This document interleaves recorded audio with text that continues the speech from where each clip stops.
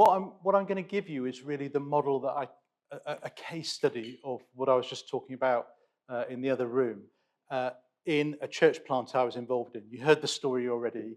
I was there as a volunteer, leading a church, limited time, and realized I need to develop leaders in every area. And actually, I think almost by accident, driven by necessity, and forced to become creative in our approach, we actually got, it was we, and I'm telling you really the wisdom that come from many people, we got really good at developing leaders. Uh, just to give you some indication, we were a small church and, as you know, not funded. When I left the church, I was only working 2 days a week for the church. That was the level of staffing. But over 10 years, I trained 100 speakers. My last Sunday, the last Sunday before the COVID lockdown, and I left before the end of COVID, my last Sunday, the 100th person did their talk, and it's in this model that I'm going to tell you about. And actually, we had an overflow of speakers who we needed to keep going, and we wanted to keep stretching them. So we were actually able to resource other churches nearby that maybe had a vacancy or a need for someone to offer cover, and that provided them extra training opportunities. Um, the model we applied actually shifted the culture of our church, and we became a church where, in my observation, it was the culture of volunteering or serving was very high. It was not hard to get people to participate, and that was in many areas. And of course, there were always times when there were difficulties, but I never felt like I was fighting to try and find somebody to do something that was happening. I felt like the motivation was coming at grassroots because something that was in the culture was rising up.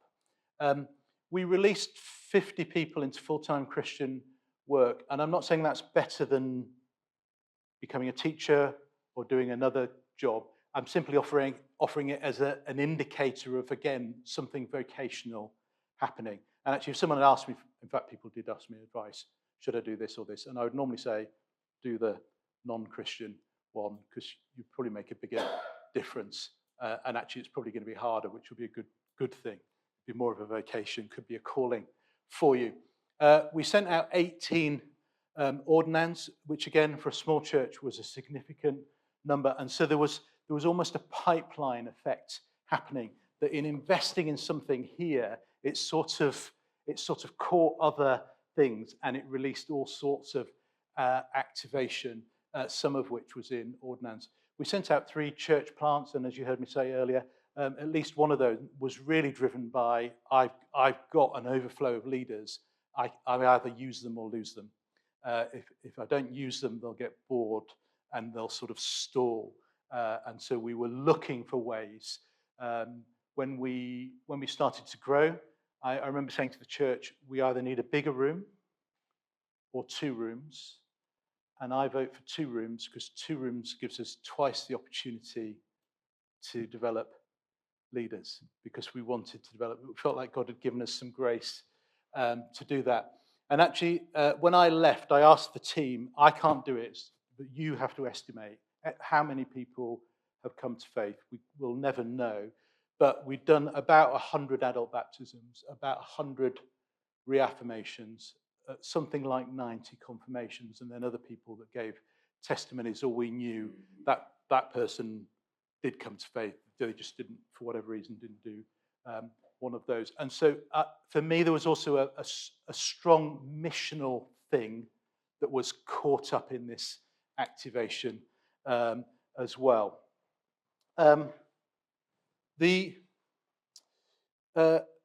So the retreat I went on to pray, God, please, I can't possibly preach every week and administrate this church and do all the other things.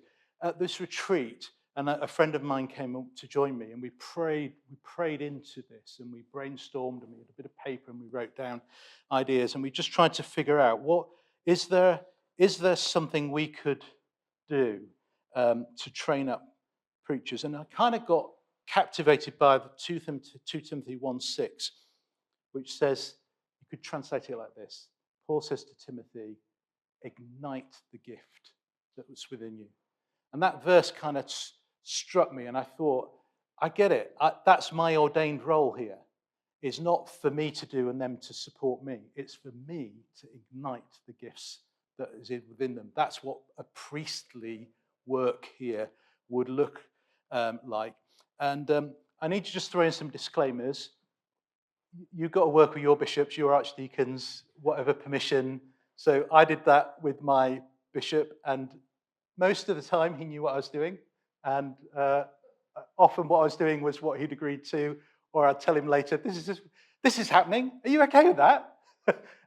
But you've got to work in sync with how that works locally. But there is a lot of potential for permission giving in the local church. It's often massively underused. You've probably got far more capacity to say yes to things and people than perhaps you were making use of. And also, we'll come back to it, and you might want to ask questions, but people said to me that people had all sorts of concerns about untrained people preaching, which never materialized. Never, actually. And I'll come back to that, but the quality and the depth of what emerged through releasing people was a revelation to me in what God had put in people, and taught me a great deal about what it means to pastor a community of people. And also, as Pete was saying this morning, what real training for that particular thing looks like, what's a healthy version of it. So through this retreat, we kind of landed on an idea that very quickly kind of settled into a pattern. I think we kind of hit a model that worked really well. Once a term, we had Ignition Sunday. I invite 4 people to speak, and the invitation was, you've never done a talk in a church before. And for many people, it was the first talk they'd ever done anywhere. So that was the criteria, that you've not done this before, that this will be a first go for you. The offer was for them to do a 5-minute talk. It was 5 minutes because I knew I'd get 7 or 8. But if I said 7 or 8, you get 15. So it was 5 minutes because it just sounded short. And I usually said to them to do a talk on a verse from the Bible. And what tended to happen is most would do that. Sometimes it would be more like a seminar, more like I had a dream, or I was praying and I think God said. But actually, in a set of 4, it balanced out in a lovely way. You might get one that was really expositional, one that was quite doctrinal, one that was quite imaginative, sort of unexpected, one that was perhaps missional, or, I had a dream, or that kind of thing. And so actually I learned very quickly, it kind of settles out. On its own, one of these talks might have felt deficient in certain ways, but as a set, they landed really well. And actually, our church came to love Ignition Sunday. Honestly, it was the best event each term. If I said, guys, next week it's Ignition Sunday, there'd usually be a cheer because they loved it so much. And also, some of us were regular preachers, and it was like, great, not these guys, but new people. And also, what happened is people were really cheering their friends on because they knew these are all first timers. They're all being so brave. They're just like putting themselves up to do this. And so actually the morale of the church was really positive in a way that it often isn't when you get a guest speaker and you're sort of like, okay, I'll see, substitute speaker, the vicar's away. Let's see if this person's any good. It was the opposite. And it was almost as if, I don't know if you know about Black Pentecostal pastoral theology, but in a Pentecostal church, a Black theology, the theology is that the congregation draws the word out of the speaker. Yeah? So that's, all the amens and the standing up and whatever. That's not funny stuff. That's a theological thing where they're saying, God has a word for us. Some people are going to speak, but all of us must bring it out. It's all of our jobs to bring it out. And there was a real buzz in that was quite powerful. So the model was really simple. We'd invite people, and I set a really low bar. And actually, I tried to have the lowest bar that I could ethically hold to. And there are lines for me in ministry that are quite clear. But I actually wanted this to be really permissive because it was a one-off invitation. So I wasn't actually looking for a life endorsement of their whole life and the scrutiny of what they were doing. It was just a generous yes. Whether we invited them to do something else, I might want to have conversations about how they're living, etc. And I only once said no to somebody, a lady that told me at the beginning of the week she'd started having an affair. And I said, I would really rather you didn't speak on Sunday. And she was a bit like, why? All right. So that was the only time I ever said no. I actually was able to draw in probably everyone that said yes. And we managed to go younger and younger. And sometimes we had children, 7, 8, 9. And the way we'd handle that is we'd record it a couple of days before. So we didn't throw them to too much exposure because that's quite a vulnerable thing. But we would have them there, or sometimes some of them would want to sit on the stage as their video was played. So it's almost like, I am here, but here's my talk from yesterday. Christian recorded it. He came around to my house and captured me. And so we were able to go really young as well. And we learned to sort of curate this within the church. I learned just some tricks to get the church on board, and others would copy me when they led, because I didn't always lead ignition services, others would lead it as well. So for example, I would introduce the talks and I'd often say something like this: you're in for a real treat. You're going to be really blessed by these 4 talks. And what I'm saying is, I have pre-vetted these, okay? So it's not this. And I'd sometimes say, guys, I want you to lean in. And they would often, they got used to it and they would sort of lean in. And again, I was doing that Pentecostal thing. I was trying to win them over. And what I felt I was doing is I was using my position to make room for them. Because it's a hard thing.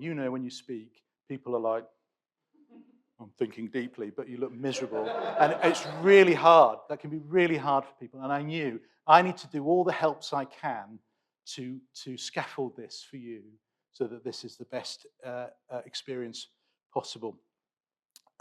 So they were invited. We would assign a coach, which wasn't complex. It was just somebody who would check in with you. And a few weeks before, they'd speak to you. Some people cracked on. They were fine. Some people needed help. Some people get lost in too many ideas, so you might need to say, just what's the one idea? What's the one thing that you want to say? Because it's only 5 minutes. What's the one thing that you want to say? And so that kind of help was important. Another thing we did that really transformed the experience was we rehearsed with them. So on the Thursday or the Friday before the Sunday, they would have a run through. And ideally, all of them would be there, and whoever was leading the service would be there. And it wasn't tell us about your talk, it was this is the dress rehearsal. Okay, we know there's a bit you haven't sorted, we'll just push through that bit, but give it to us. Imagine this is Sunday. That gave us an opportunity to do a few things. Firstly, a little bit of coaching. And I tried not to meddle, because I did feel before God, we've asked them to pray and bring something, so I want to honor that. So I wouldn't be wading in going, oh, I wouldn't do that. No, what do you feel you want to do? But sometimes a common comment we would give would be to reorder the material. Like, hey, why don't you start with a story? Start with a story. I think that will work really well. Then do the next bit. Why don't you end with that bit? We have 2 endings. Which one do you really want to do? Do that. Stick with that. I think that will work better.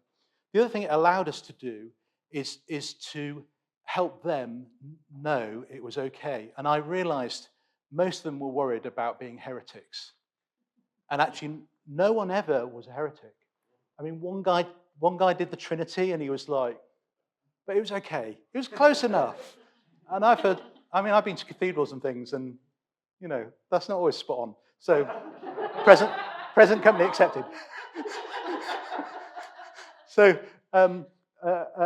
I knew most of them had a worry that they would carry into Sunday, and we could take that away. So I'd make sure, or someone else if they were leading, we'd make sure the first thing we'd say is, that is brilliant. I really want you to say that to the church on Sunday. That is a fantastic message. And all their angst would you could see it just collapse. and they would move into confidence and the ability to speak. So all these things are like the scaffolding that help them to do it. And as I said before, it was a way of spotting talent for me in seeing what else could I ask this person to do. Some people were really happy just to do one talk, and they felt like, I'm so blessed. Everyone can bring a word of encouragement. I brought my word of encouragement to the church. Some wanted to do more. Some people maybe didn't do a great job, but like the vineyard, you could. It wasn't sweet, but I can see the potential in you, and that's something in the eye of the person. And I felt our ability to discern that sort of increased. It was like a muscle or a skill that we were able to develop. And the last thing I'll say is other churches copied us and played with it and did different uh, um, ways of doing it. So I know one church decided they would always have someone doing a 5-minute talk at the beginning of the service, and it would be like a call to worship, or it'd be a different kind of opportunity. And other churches borrowed the ideas from us and did it under a different kind of name or with a different frequency. Some churches themed the talks, but we never felt that was necessary, but I could see how that would be a really good way to do it. Let me tell you 2 other things, and then I kind of want to just throw it open to see where you're buzzing with. So that's the first thing we did, is Ignition Sunday. Maybe one more thing I should say. Even now, I am amazed at what I saw in people's lives that got expressed when they spoke. And I realized, had we not created an opportunity like this, we would never have seen this. And there were people who talked about when they were a child and they had a dream, and Jesus spoke to them and said, your life will be about this. And then you hear them share that in a talk, and you think, what a gift to now know that, and I can see if I can do something to help open up that opportunity. I might never have discovered that about you. You didn't necessarily want to disclose that. And again, people worried, will it be heretical? I found people did really well. They did really well in looking at the scriptures and sharing something, and the simplicity of just a short talk with one point kind of helped that, but that worked really well. And many ideas that came from Ignition Sunday kind of actually came prophetically into the church and our leadership. They provoked us. It was more than just, that was a nice talk, but wow, have we heard from God today? Something for our church. We need to take that on board. So that's the first tool we used. The second was a book, and this wasn't for Ignition Sunday, but this was kind of for the next step. And I sort of tried playing around with different models to develop speakers. And a friend gave me this book, and I started using this model with people. And I found it really helped people structure their thinking and invest their preparation in the talk, rather than getting overly anxious about all the content or how many points it would be. And so this book kind of advocates a single point message in a sermon. That's the first thing. And it's a kind of narrative style. And it's really easy to learn. So you just go through your talk just goes through 5 chapters. So you start with me, and that could be as simple as you tell a story. So, I don't know, let's say you're talking about prayer. So you just tell a story about prayer that's yours, your story. That works because people can be defensive about ideas. But if I'm telling you my story, it's my story, okay? That's all I'm just telling you my story. So unless you're really hard, you're going to receive my story, and that's your opener. Then you transition, and in the book actually even suggests what you might say. It's as helpful or prescriptive as that between the joints. So you might say there, I wonder if you, like me, have also found it hard to pray at times. So I'm transitioning, and now we're not talking about me, we're talking about we, and I'm drawing in your buy-in to the talk. So it's not me giving a lecture and you're waiting to be persuaded. I'm helping you to see this is relevant for you as well. It's relevant for me, it's relevant for you. Then the third scene is when I maybe go to the text. And I think in the book, Andy Stanley says, he uses, I've heard it on some of his talks actually, he often uses it. He'll say, fortunately, we are not the first group of people following Jesus who have asked this question. And it's funny when you train preachers and you're hearing that phrase and you think, wow, you've like literally followed the model, but it kind of works really well. And then that gives you a chance to sort of then open up the scripture. And I found new preachers often struggled if they just went straight to the scripture. It was almost as if they lacked the experience and the confidence to do that well, and they could easily just be preachy in a way that just turns people off. But you've already won people over. And then application. We all know what application is. So your segue might be, what might this mean for us today? What might this mean for you next week? And an opportunity to bring a challenge or an application or to unpack something that's theory into real life. And then I really love this, a kind of fifth scene, almost like an epilogue. Hey friends, what would it look like if we all did this?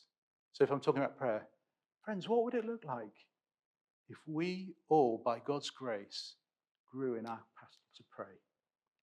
How would that transform our church and the things we're doing? How might that bless our community? And you can, rather than just ending with application, you can end with something that's visionary, that's imagination, that has a dream and a big aspiration. One more thing, and then we'll throw it open. The third thing I ended up doing, and again, my whole buzz was how to develop leaders, and also, because I had only a small amount of time, how can I do that efficiently? And we latched on to this, what we call Big Ideas. And Big Ideas was a meeting that we typically had once a term. And what we would do is we would invite everyone who would be involved in a Sunday service in any way for the next term to come to that meeting. And it was usually such a great meeting that people really did want to come. They felt like that's a meeting you don't want to miss out on. It's a really good buzz, and we love it. And what we would do is we would present the outline of what we would be talking on in the next term. Now, for us, we tended to do 4-part series. We just kind of settled on doing that. That's only one model. I think this would work equally well if you were just following the lectionary and the liturgical calendar. It could work with other models if you're doing one-off talks. I think you can fit it according to how you're using it. But this, for me, democratized the ability for people to contribute and feel ownership in the service. That it moved from being, this is what we're doing, and here's the rota, this is your job, to that really strong sense of, this is what we're doing. And the idea that we would craft it together. Our musicians loved it because if you go to a typical evangelical church, the preacher's in charge. Have you noticed that? So you know the preacher's in charge because the worship leader rings the preacher on Thursday to say, what songs do you want? What's the theme? And I hated that. I don't want the preacher in charge. I want lots of people contributing. I certainly don't want the worship leader working for the preacher. Why can't the worship leader be? Isn't the worship our first calling? So this meeting really helped everyone. And we'd even include the welcome teams, all the service leaders, all the people who'd be doing speaking, the people leading the services. And by the way, we always had 2 people leading services, one that knew what to do, one that was learning what to do. And it allowed us to take an idea, and the big idea was typically that for a given Sunday, there was a sentence that described what we were doing. And then everyone could take that and they could understand, okay, if that's our agreed alignment, then I know then that allows me to know how I might plan worship, how I might plan the talk, even how I might plan the welcome, how the service leader might plan the service. Let me draw a line there. Sorry, I didn't conclude very well. Three things that in our small church with limited resources had a significant empowerment or development, not just preachers, but also other ministries, ordinands, people discovering their gift through an apprenticeship model. And we found the preaching thing was the kind of central thing that sort of spilled over and set the culture for others. And actually, that final Sunday, when the 100th speaker spoke, I actually didn't know the 4 people who were speaking that Sunday, and I hadn't rehearsed them, I hadn't picked them, and I wasn't leading the service. But the people who did those roles were people that I had trained, or they were people that people I trained had trained, and one was someone I trained the next person who had trained them. And so at the beginning, this was hard work for me. It was actually extra work when I took this leading on this church. But actually, by the end, one of the reasons I moved on from the church is I actually didn't have a lot to do because we had such a quality structure of developing leaders that I really just had to oversee it because the implication was wired into our culture in a way that just worked naturally. Should we pause there? Do you want to buzz with the person next to you for a couple of minutes and just what do you want to talk about for our remaining time? What do you want to ask? What do you want to contribute? What do you want to say?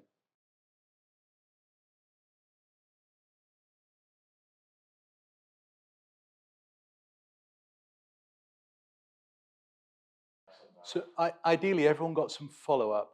And I would always, or I'd make sure somebody did, so we did several layers of follow-up. So I would try to do something immediate.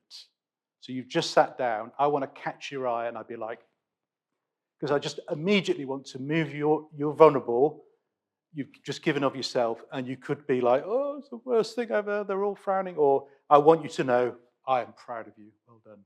And I might speak to you before you leave, and then ideally, if everything went well, the person that was coaching you would connect with you in person or maybe on the phone that week and do a debrief. And that often in that came out what might be next. The other part of the big ideas system was we would have a meeting where we would plan speakers, and that would be the thing we would reflect on. And who might we be inviting, and who we would often ask the question, who have we overlooked, to make sure we were trying to involve people in the church as much as possible. And so that kind of opened up the next steps. Half the people, I think, just felt delighted that they were given the opportunity. They loved it. They weren't particularly imagining that they would ever want to do that again. They weren't. So there was no disappointment in not getting a phone call. Would you do another talk? Some people were keen and we weren't as keen. Some people were less keen and we were more keen. So we learned to navigate that well so that it wasn't just the loud voice that got attention. And the other thing I think is it often overspilt into, so often the children's workers, it would almost be like they'd do a talk and then they'd realize, I love that. I think now this is where I want to be involved. And so it sort of translated, and the bigger picture was something about what am I called to do? What's God saying to me?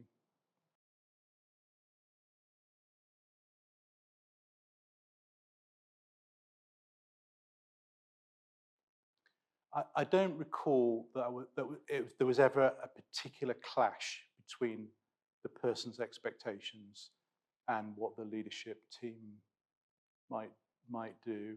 I don't know if some of that was in the youth of our church, the fact that we avoided titles. We never publicised who was speaking next week because sometimes adjustments happened for pastoral reasons. So I think we had there wasn't a sense of anyone ever knowing they were on a preaching team because there was no preaching team. So for us, it didn't particularly become a problem. I often used to work with problem preachers who just I had one guy who was like a machine gun of Bible verses. And I was like, Alan, I love the Bible, but right, your next talk, you can only use one verse, okay?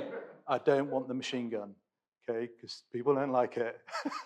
And I worked with, but so that was quite a positive critique, because I was saying, I'm going to help you, but you can't just do that talk you've just done where you do 100 Bible verses and think that's the job of preaching.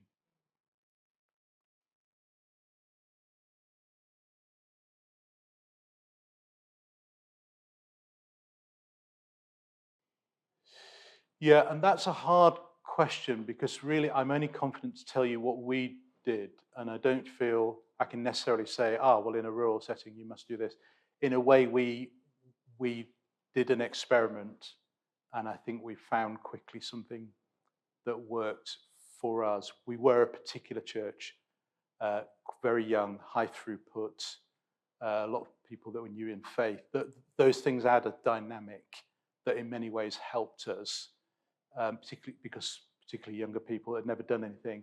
They never objected to feedback because they felt like, I don't know anything. When we had older people who were 40 or 50, they were much harder to give feedback to. Like, why don't you start with a story? No?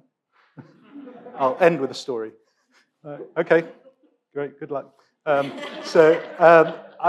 not sure, but I think you could still maybe almost follow the journey we went, which was we worked a problem, we tried to think outside the box, and we came up with something that I felt was consistent with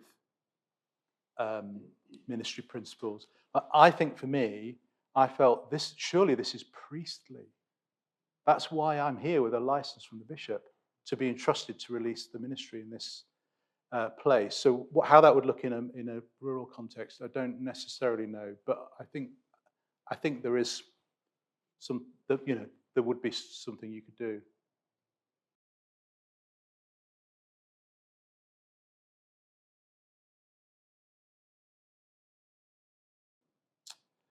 The challenge at the front end was time.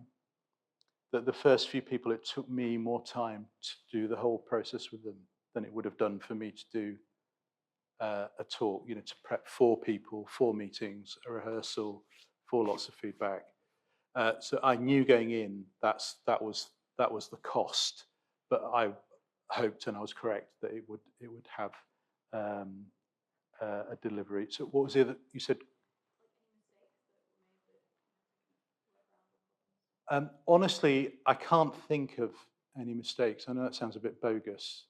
There were occasionally talks that maybe didn't land brilliantly, but then you all know what that's like. It's very subjective.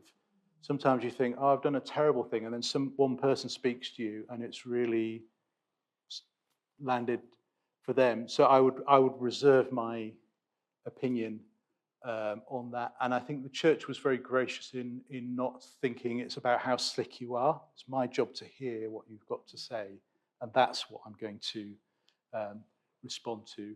And I did worry. My nightmare was we'd get heresy preached. Someone would dob me into the bishop and then send to me on the phone saying, "Your license, no more." But it just never happened. In fact, the opposite. I was often blown away by people's profound insights, perhaps because that's something they've thought about for years, and it just landed brilliantly.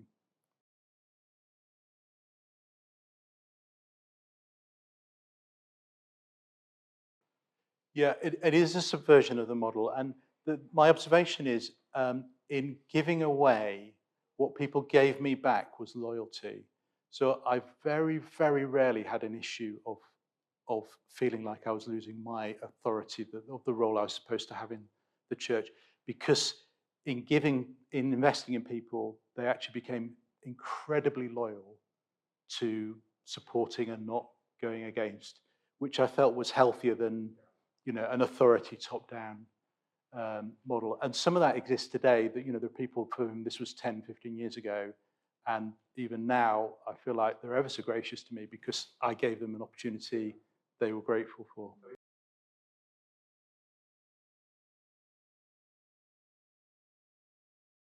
So we settled on doing 4-part series, and normally some of them would plan a series, and that might be a role that a preacher would develop into, for example, to plan a series, to curate it, to think about it. And typically we would write a 2-side A4 document that would describe whatever needed to be said, and the person that planned would give the series a big idea, so a 1-sentence statement that communicated it, and each talk a big idea.